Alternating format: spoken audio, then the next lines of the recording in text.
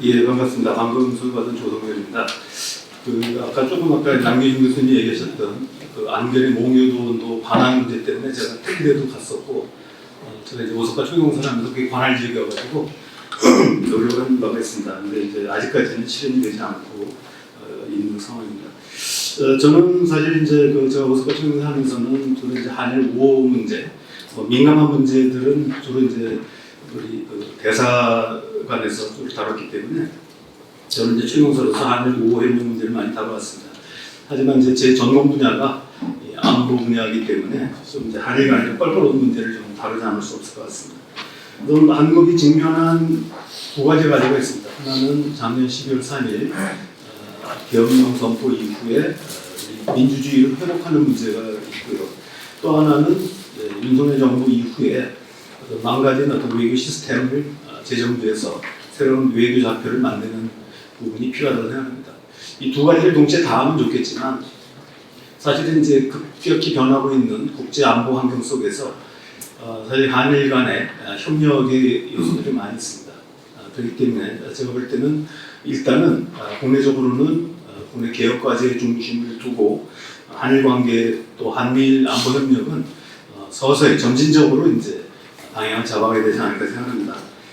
그래서 지난번 이제 그 영국 시사주간 이코노미스트와의 대화에서 이제 이재명 전 당대표는 이제 한일 문제가 가장 최대의 안보 이슈라고 보고 이 부분을 적어도 새로운 정부가 들어서도 한일 협력이나 한일 안보 협력은 유지하겠다는 뜻을 밝힌 바가 있습니다. 우선 한일 안보 협력 그러면 이제 도대체 뭘 가지고 얘기하냐 이런 얘기 많이 할 겁니다. 그래서 기본적으로는 이제 간접적인 협력하고 직접적인 협력이 있다고 볼 수 있는데 간접적인 협력은 일찌감치 유엔사 보강 기지를 일본이 제공하고 이걸 통해서 한국의 유사시 투입될 미군을 포함한 유엔사 회원국들의 직결지로서 역할을 해왔습니다. 그래서 일본은 이미 한일 안보 협력이 중요한 어떤 그 대상으로 자리 잡고 있습니다. 그러나 이제 최근 들어와서 많이 논의되고 있는 부분들은 한일의 직접적인 안보 협력입니다. 바로 미일 방위협력 지침이나 또 한미일 안보 협력, 군사 협력을 제도하는 과정에서 나온 문제인데요. 바로 이제 정찰 자산의 지원, 상호 군수 지원, 국방작전 지원 같은 부분입니다. 이것을 위해서 지난 윤석열 정부에서 한미일 연합훈련인 프리덤 엣지 훈련이 이제 시작이 됐습니다. 다만 아직까지는 직접 협력을 위한 훈련이 있었지만 직접 작전 참가라든지 이런 건 아직 이루어지지 않고 있습니다. 우리가 그동안의 한일 안보 협력에 대해서는 오래전부터 얘기가 되어 왔습니다. 특히 한일 안보 협력을 중요시하는 분들, 국내 전문가들 중에서는 일본의 정찰 자산, 일본의 앞선 해상 감시 자산들을 얘기를 많이 했습니다. 사실이기도 하지만 그 이후에 한국이 작전 통제권 전환을 위한 준비 과정 속에서 사실 이런 정찰 자산에 대해서 많이 한계를 극복해 왔습니다. 벌써 제가 여기 쓴 것만 해도 군사 정찰 위성이 3기가 마련됐고 올 연말까지 2기를 발사해서 5기 체제를 만든다고 했는데 바로 4월 말에 4번째 군사 위성을 쏘아 올려가지고 이미 4기 체제가 되어 있습니다. 그래서 사실은 이제 정찰 자산 부분은 상당히 일본의 도움 없이도 어느 정도 가능하고 또 해상 감시 자산도 상당히 많이 강화된 편이라고 볼 수 있습니다. 물론 이제 일부 전문가들은 다단성의 논리를 내세우고 있지만 그렇게 하다 보면은 한두 끝도 없는 얘기고요. 결국 우리가 독자적인 정찰 자산 감시 능력 갖추냐의 문제라고 볼 수 있습니다. 크게 보면 이제 우리의 어떤 한일 안보 협력은 오래전부터 얘기해 왔습니다. 현재 CSIS의 비터차 박사 같은 경우는 자신의 박사 논문인 적대적 제휴를 통해서 한국과 일본 간의 더 적대적 관계도 불구하고 오랜 갈등 관계도 불구하고 안보적인 틀에서 같이 묶여 있었다 이런 이제 얘기를 해오고 있습니다. 이것은 바로 미국의 전후 동아시아 전략이라고 할 수 있는 지역 통합 전략이고 그리고 이제 에치슨 전 국무장관이 표현했던 이런 허브 앤 스포크 관계라고 볼 수 있습니다. 이런 부분들이 전후 한일 관계를 묶어왔던 틀이라고 볼 수 있습니다. 여기서 우리가 중요한 부분들은 이제 그 미국과 일본의 안보 조약이 어떻게 한반도 안보에 영향을 미치냐는 부분입니다. 여기 보면은 이제 그 여기 남기준 교수님 책에도 있죠. 기지국가의 탄생이라는 책에도 나와 있듯이 일본이 그동안 한반도 안보에서 기지국가의 역할을 했고, 그래서 한반도뿐만 아니라 동아시아의 세력균형에 굉장히 중요한 역할을 해왔다고 볼 수 있습니다. 이런 부분들이 이제 점차 변화를 많이 하고 있다고 볼 수 있습니다.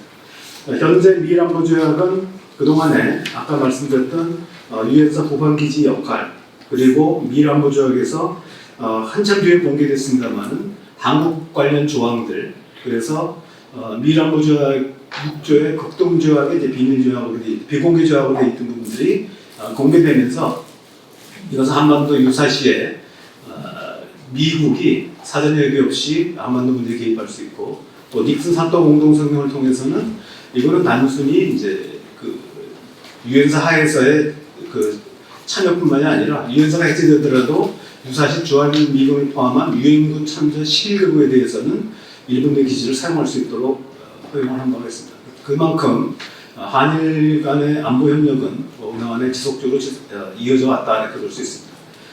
또 하나의 특징적인 부분은 일본이 이제 직접적으로 한반도 문제에 관심을 가져왔습니다.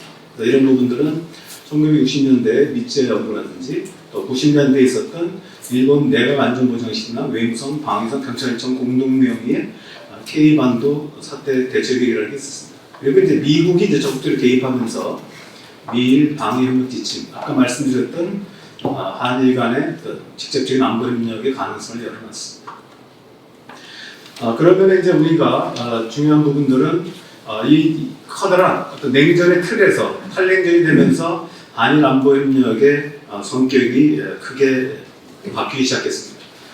그 대표적인 부분들이 바로 2010년에 있었던 일본판 스푸트니크 쇼크라고 볼 수 있습니다. 2010년이라고 하는 것은 일본의 외교안보에서 중요한 전환점이라고 볼 수 있는데, 바로 2010년에 있었던 이른바 이제 센카쿠 열도 분쟁입니다. 중국 어선이 일본 영해 분쟁적이긴 합니다만은 센카쿠에 들어왔다가 납포되고 여기서 선장이 구속되자 중국이 이제 히토류 수출 규제를 해가지고 중일 간에 마찰이 생겼고요.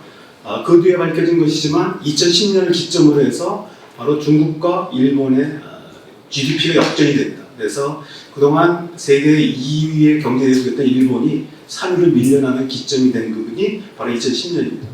이런 부분들은 일본에 커다란 쇼크를 줬고, 이런 부분들이 기존의 전통적인 요시다 노선에서 아베 노선의 전환을 이뤘고, 또 하나는 이제 바로 이제 아베 총리가 상당한 힘을 갖고 새로운 안보 개혁을 추진했던 그런 부분입니다. 그 대표적인 부분이 바로 이제 자유롭고 열린 인도 태평양 전략 구상을 발표한 부분이라고 볼 수 있습니다. 이런 부분들은 이제 나중에 한국과 일본 간의 안보 협력에도 큰 영향을 미치게 됩니다. 이런 부분들은 이제 2015년도에 아베 총리가 있을 당시에 미일 안보 협력 기준을 개정을 하고 또 그 안보 법제를 제정들이 시도했습니다. 통상적으로 일본은 여야 간의 합의를 통해서 법안을 통과시키는 전통이 있습니다만, 이 당시 보면은 우리 국회 못지않게 상당한 이제 소란을 거쳐서 결국은 일본의 안보 법제가 이제 제정되고 정비가 됐습니다. 또 하나 특징적인 것은 이제 중국의 구상, 아까 말씀드렸던 중국발 일본판 스푸트니크 쇼크 얘기를 드렸는데, 그 이후에 일본은 이제 중국과 일본 간의 분쟁 지역인 센카쿠 열도의 안전 문제에 대해서 큰 관심을 가졌습니다. 그래서 지속적으로 2014년도에 처음으로 미일 안보 조약의 센카쿠 열도 적용 얘기가 나온 이후 지금 이제 얼마 전에 있었던 2월 7일 미일 정상회담까지 센카쿠 열도의 안보 조약 적용 문제가 지속적으로 논의되고 합의가 된 바가 있습니다. 그리고 일본은 우리가 이제 두 번에 걸쳐서 국가안보 전략 보고서가 나왔는데 2013년, 2022년입니다. 근데 처음에는 이제 북한의 위협을 우선순위 놓고 중국 위협을 두 번째로 놨는데, 바로 2022년도에 나온 보고서는 중국 위협론이 이제 1순위로 올라갔게 되고, 북한이 2위로 빠져있던 러시아의 크림반도 합병과 우크라이나 침공에 대해서 세 번째 위협 요인으로 등장했습니다. 이걸 근거로 해서 일본 내에서는 적기제 반경 능력에 대한 논의들이 되고 이 부분들이 이제 앞서 말씀드렸던 국가안보 전략 보고서에 담기게 됐습니다. 우리가 이제 이 지금 탈냉전 이후에 새로운 이제 직서들이 재편되는데 이런 부분들이 이제 앞서 말씀드렸던 매치스 국무장관이 얘기했던 허브&스포크 관계가 주일 대사를 지냈던 램 임마누엘이 얘기하는 격제형 안보 전략 구조로 바뀌게 됩니다. 그래서 미국과 일본이 주도하면서 쿼드가 만들어지고 또 일본이 빠졌습니다만 오커스 그리고 일본이 주도하는 미국과 일본이 주도해서 한국이 포함되고 또 필리핀이 들어오는 이런 삼국 협의체들이 만들어지는 이런 과정들이 이제 지난 바이든 행정부 때 급속히 소다자 안보 기구들이 만들어지기 시작했습니다.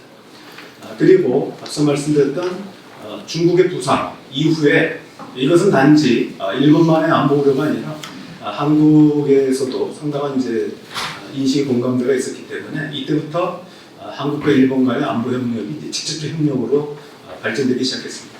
그래서 원래 이제 2012년도에 지소미아하고 악사 이 두 개가 논의되려고 하다가 당시 이명박 정부 하에서 이게 논란이 되면서 중단됐습니다. 그래서 이거를 대체하는 정보보호 약정 TISA가 2013년에 만들어졌고 결국은 이제 박근혜 정부에 들어와서 한일 정보보호협정이 만들어졌습니다.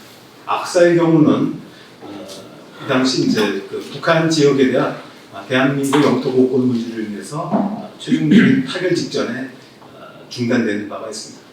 현재 한미일 간의 군사협력이 계속되고 있고요. 이거는 지금도 트럼프 행정부에 들어와서도 계속되고 있습니다. 그리고 이제 이러한 부분들, 특히 이제 중국의 부상 이후에 미국의 지역 통합 전략이 이제 좀 더 구체화돼서 바로 통합 억제 전략이라는 이름으로 만들어지고 여기서 이제 한미일 안보 협력이 제도화되고 있습니다. 그래서 2022년도 프놈펜 정상회담이 있었고 결정적으로는 2013년 8월에 캠프 데이비드 선언들이 있었습니다. 그래서 세 가지의 문서들이 채택된 바가 있습니다.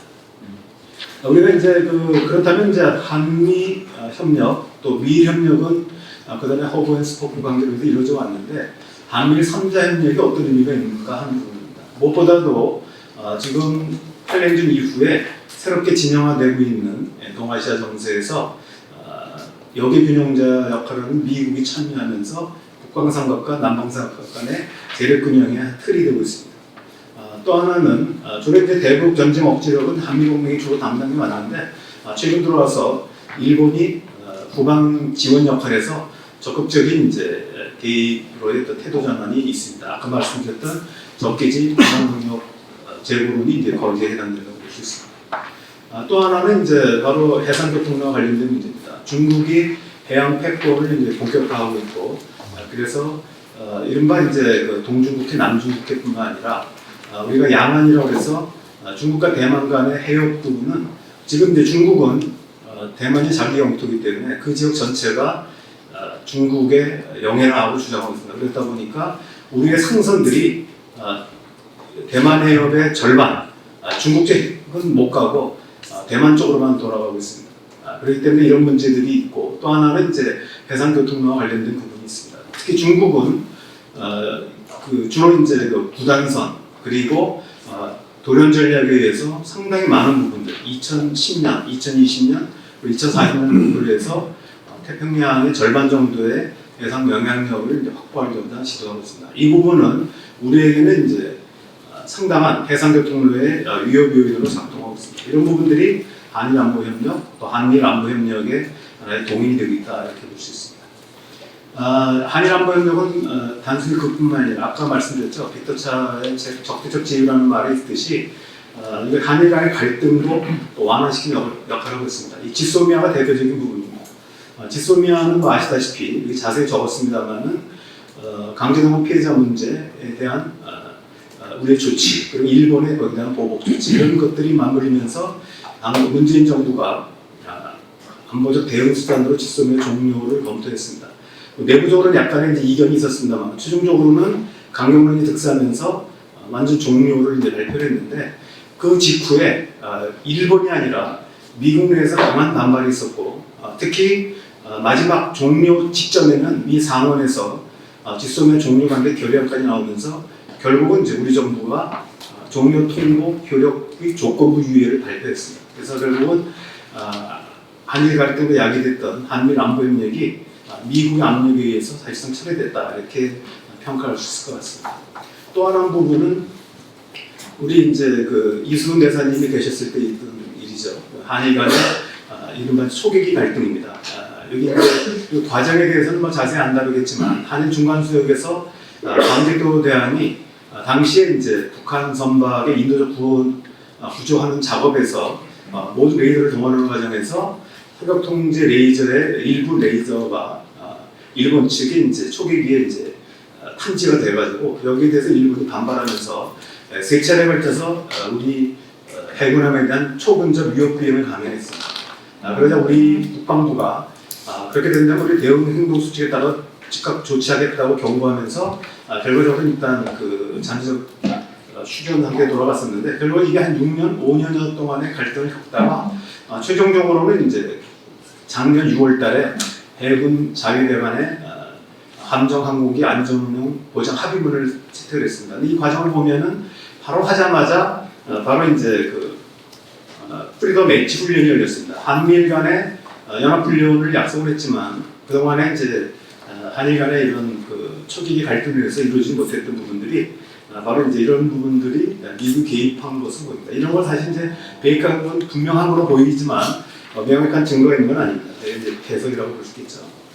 그 다음에 이제 아직은 아닙니다만은 오늘 6월 22일 날 이제 그 대륙동 국정이 종료가 통보가 가능한 날입니다. 이런 부분에 대해서 세 가지 옵션이 있는데 지난번에 이제 미 하원 아미베라 외교안보위 동아태 소위 의원이 이제 중국 간의 그 분쟁을 막기 위해서라도 결국 이제 미국이 참여하는 새로운 어떤 한미일 공동 개발을 제안한 바가 있습니다. 그다음에 안보협력의 한계는 이제 뭐 아시다시피 독도 분쟁 문제가 있고요. 이 부분은 어차피 이제 우리는 분쟁을 인정하지 않기 때문에 주요한 해법이 모색될 수밖에 없다라고 생각합니다. 또 하나는 이제 투코리아 정책입니다. 사실은 이제 당시 2015년 당시에도 이제 그 일본 방위상이었고 지금도 방위상으로 되셨는데 악사의 경우 이제 결국은 북한 영토에 대한 한국의 영토국권을 일본이 인정하느냐 아니냐. 결국 이제 일본이 지속적으로 앞서 말씀드렸던 한일 기본조약에 나오는 조항, 평화조약 조항과 관련돼서 일본은 이제 유일한 합법정부라고 하는 개념이 남한은 합법정부는 맞지만 그렇다고 해서 북한 영토까지 관할권이 있는 것은 아니다라는 취지를 이해하고 있습니다. 그러다 보니까 우리가 볼 때 일본의 투코리아 정책에 대해서 이런 부분이 존재하는 한 한일 간에는 안보협력에 제약이 될 수밖에 없다 이렇게 볼 수 있습니다. 그 다음에 이제 그 마지막입니다. 이 마지막에 가장 핵심적인 부분들이 바로 집단 방위 문제입니다. 집단 방위 문제인데 우리가 뒤에 보시면은 이시바 총리는 전반적으로 한일 관계에 대해서는 전반 전향적이고 특히 이제 그 과거사 문제에 대해서는 피해자가 한국이 납득할 때까지 사죄해야 된다는 굉장히 적어도 과거사 문제는 온건파라고 볼 수 있습니다. 하지만 국방 문제에 대해서는 이제 아시아판 나토 창설을 강력하게 주장하고 계십니다. 그래서 이런 부분들에 대해서 우리가 어떻게 될 것인가 하는 부분입니다. 그래서 지금 이제 아시아판 나토와 관련돼서는 여러 가지 논의가 있습니다. 특히 이와 관련돼서는 유엔사 회원국의 확대 문제가 있습니다. 일본이 이제 들어오느냐 아니냐 하는 문제가 되는데 현재 G7 국가 가운데에서 작년 8월에 독일이 가입하면서 일본만이 들어와 있지 않은 상태입니다. 그런데 나토 회원국이 가입이 되면은 결과적으로 이제 일본 자위대가 한반도 유사시에 들어올 수 있는 근거가 되기 때문에 우리로서는 앞서 말씀드렸던 악사도 체결되지 않은 이유가 바로 한국의 영토국권을 일본이 인정하지 않는 부분도 있고 또 우리 국내 정서상 일본 자위대가 한반도 위기라고 해가지고 한반도에 들어오는 것이 과연 합당한가 하는 문제들이 있기 때문에 굉장히 조심스러운데 그리고 이 문제들이 이시바 총리가 얘기하는 아시아판 나토 구상과도 연결이 된다고 생각합니다. 이런 부분에 대해서는 이제 얼마 전에 엘브리지 콜비 국방차관이 이제 청문회에서 아시아판 나토는 이론적으로는 성립할 수 있지만 현실적으로 어렵지 않겠냐라고 하는 부분이 있습니다. 우리가 이와 관련돼서 중요한 부분이 있는데 바로 최근에 미국에서 나오는 트럼프 행정부 입장입니다. 지금 미국은 엄청난 재정 적자에 시달리고 있습니다. 누적 적자가 이게 계산하기도 어려운, 우리가 이제 얘기하는 건 이렇게 50경 정도인데, 그러니까 엄청난 재정 적자를 줄이기 위해서 미국은 지난 2월달에 국방장관 헤그세스 메모를 통해서 지금 그 유럽 사령부, 중동 사령부, 아프리카 사령부를 대폭 축소하는 얘기가 나오고, 국방비도 매년 이제 감축하는 이런 구상을 매년 8%씩 감축하겠다는 얘기가 나왔습니다. 그러다 보니까 지금 나오는 얘기 중에 하나가 주한미군이나 주한미군도 축소되는 것이 아니냐라는 얘기들이 나오고 있습니다. 특히 원래 이제 그 바이든 행정부에서 일본 자위대의 통합사령부가 이미 지난번에 발족을 했고, 주일미군 사령부도 전투사령부로 확대 개편하는 얘기가 나왔었는데, 이런 부분들이 다시 이제 중지된다는 얘기도 나오고 있습니다. 왜냐면 거꾸로 앞서 말했듯이 전반적으로 축소하는 분위기에서 주일미군이나 주한미군이 확대될 수 없다, 이런 분위기입니다. 이런 부분과 관련돼서 지난 3월 30일 날 나카타니 켄 일본 방위상이 일본 방문한 텍사스 국방장관에게 이른바 이제 하나의 전국 원시어터를 제안한 바가 있습니다. 이런 부분들에 대해서 논란이 많이 되고 있는데, 이런 부분에 대해서는 결과적으로 이제 나토로 연결될 수 있기 때문에 신중한 입장이 필요하지 않나 생각합니다. 마지막입니다. 그렇다면 한미일 안보협력은 어떻게 보여줄 것인가? 저는 필요하다고 생각합니다. 하지만 엄격한 가이드라인이 필요하다고 생각합니다. 첫째는 이런 어떤 그 한미일 안보협력이 자칫 일본의 평화국가의 이미지가 훼손되고 일본의 평화헌법을 개정하는 근거가 돼서는 안 된다고 생각합니다. 그래서 일본의 급격한 군사국가가 안 되도록 하는 부분이 되어야 된다고 생각하고, 두 번째는 바로 한미일 협력이 새로운 어떤 집단 방위국으로의 발전이 되는 하나의 빌미가 돼서는 안 된다고 생각합니다. 세 번째는 이런 어떤 그 오해를 막기 위해서는 또 지역협력 강화하기 위해서는 이런 한미일 안보협력이 진행됨과 동시에 한중일 간의 포괄협력도 병행해야 된다. 이미 이제 한중일 간에는 그 셔틀 외교가 진행 중이기 때문에 이런 지속적으로 진행함으로써 균형 있는 한미일 안보협력과 한중일 포괄적 협력이 진행됨으로써 동아시아의 평화협력을 깨지 않는 선에서 어떤 그 이른바 안보의 안전판으로서의 한미일 안보협력이 진행해야 된다고 생각합니다. 이상입니다.